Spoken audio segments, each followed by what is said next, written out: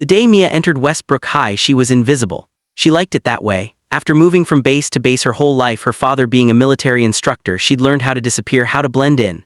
The less people noticed, the safer she felt. But high school has a way of finding the quiet ones, doesn't it? Especially when you're the new girl, especially when you don't talk much and your sneakers look like they've walked through storms.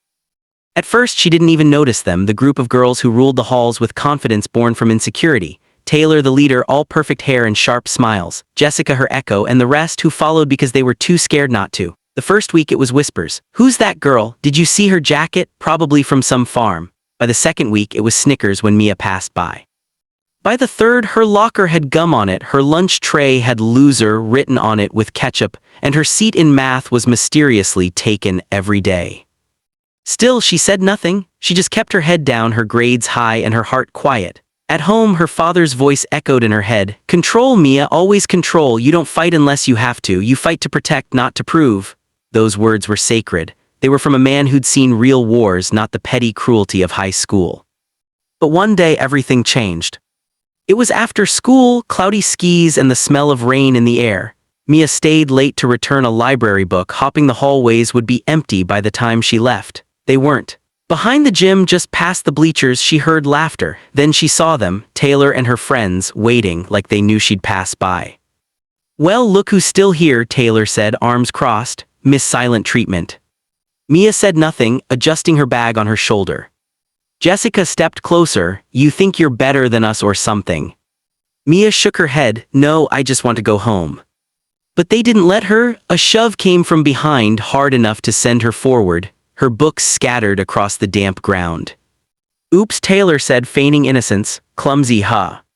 For a moment Mia froze, her chest tightened. Old memories flashed, sirens shouting, her father's voice calling her name as smoke filled the sky. She'd been trained to stay calm in chaos. But this wasn't a battlefield. These weren't enemies. These were just kids. Still, when Jessica kicked her book across the ground and laughed, something in Mia's control broke.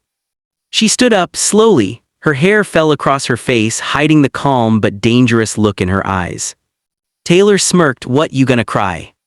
Mia looked at her, no tears, no fear, just silence. Then Taylor pushed her again. What happened next no one expected.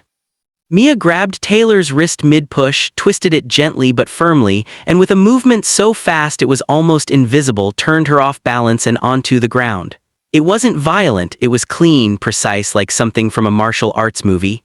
Gasps erupted from the others. Jessica stepped forward, angry. "You freak," she yelled, lunging. Mia sidestepped, hooked Jessica's arm, and she too went tumbling onto the grass. Two down, the rest froze. Mia stepped back, breathing steady. "I don't want to fight you," she said softly. "Just leave me alone." But the silence that followed wasn't just shock. It was the kind that comes when fear shifts into awe. No one spoke. They simply stared at the quiet girl who had flipped two of the most feared bullies in school without breaking a sweat. Then Mia picked up her books, slung her bag over her shoulder, and walked away as the first drops of rain began to fall. That night the story spread like wildfire. The new girl's a black belt. She used to be in the army. Her dad trains soldiers. Mia didn't care what they said, she just wanted peace. But sometimes peace doesn't come easy, especially when rumors stir envy.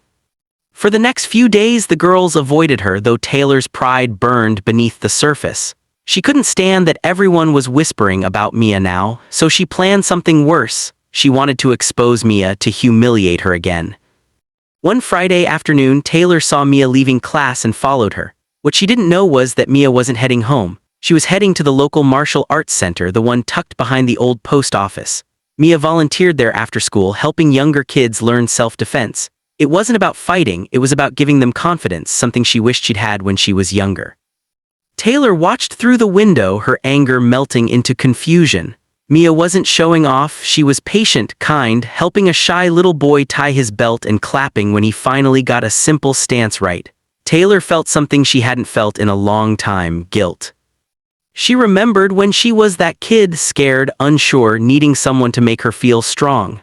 But she'd chosen the easy path, make others feel small instead. Watching Mia, something inside her cracked. The next Monday, when Taylor saw Mia at her locker, she hesitated. "Hey," she said awkwardly, "look about before." Mia turned. "It's okay," she said simply. "I'm not angry." Taylor swallowed hard. "Why didn't you tell anyone? You could have gotten us in trouble." Mia smiled faintly. "My dad says revenge doesn't make you stronger, forgiveness does." That line hit Taylor harder than any punch could. She nodded slowly, eyes glistening, and walked away, but for once she didn't feel powerful, she just felt human.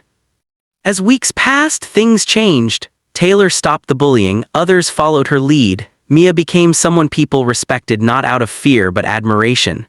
She joined the self-defense club at school, teaching anyone who wanted to learn. Even Taylor showed up one day, awkward but determined. And together they built something new, not just strength but understanding.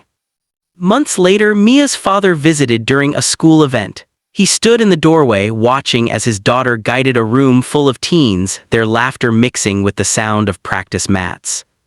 "You've grown, soldier," he said proudly. Mia smiled. "I just taught them what you taught me, how to stand up without hurting others." He nodded, eyes soft. "That's real power." That night, as the sun dipped below the horizon, Mia sat outside, feeling the quiet peace she'd longed for finally settle in her chest. The world wasn't always kind, but maybe, just maybe, kindness could be stronger than cruelty.